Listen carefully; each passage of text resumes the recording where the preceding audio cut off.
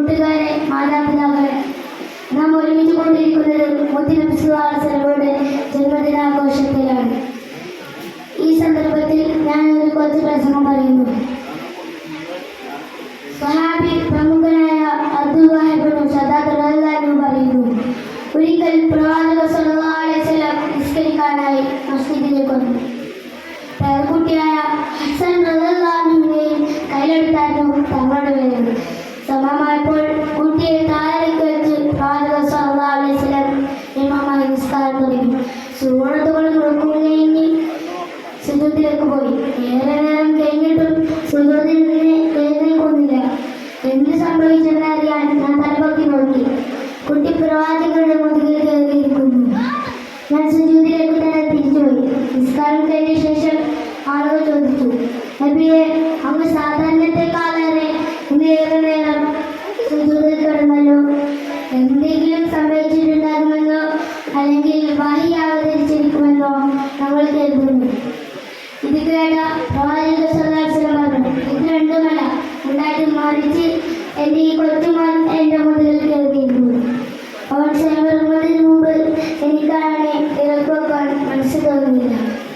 നോക്കൂ, ഇതേ ചിന്തകളും കടന്നു വരാത്ത നിസ്കാരമെന്ന അതിമഹത്തായ ആരാധനയ്ക്കിടയിലാണ് ശ്രമിക്കുന്നത്.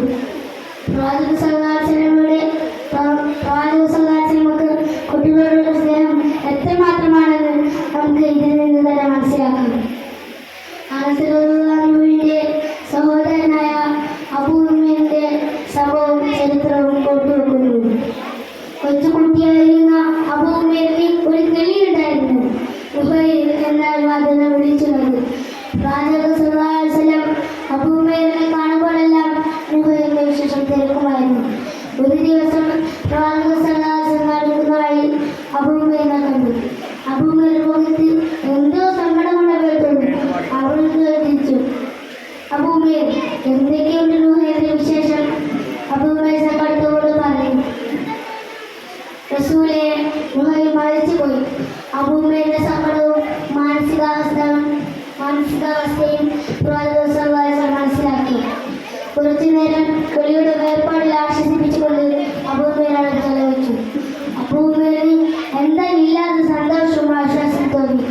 ചുരുക്കത്തിൽ പ്രവാചകരുടെ അമൂല്യമായ സമയത്തിന്റെ നല്ലൊരു ഭാഗമായി കുട്ടികൾക്ക് അനുവദിക്കപ്പെടുന്നു എന്ന് മനസ്സിലാക്കാം. കുട്ടികളോടൊപ്പം ആണി കളിക്കാനും മറ്റു കളികളിൽ ഏർപ്പെടാനും പ്രത്യേകം ശ്രദ്ധിക്കുകയും വ്യത്യാന്ത ബാഹുല്യങ്ങൾക്കിടയിലും സമയം കണ്ടെത്തുകയും ചെയ്ത പ്രവാചകനെ ആ നിലയിൽ വീക്ഷിക്കുമ്പോൾ കുട്ടികളുടെ കൂടി പ്രവാചകനാണെന്ന് പറയാതെ വയ്യ എന്ന് പറഞ്ഞാണ് വാക്കുകൾ അവസാനിപ്പിക്കുന്നു. വാഹുദാണ് അൽഹംദുലില്ലാഹി.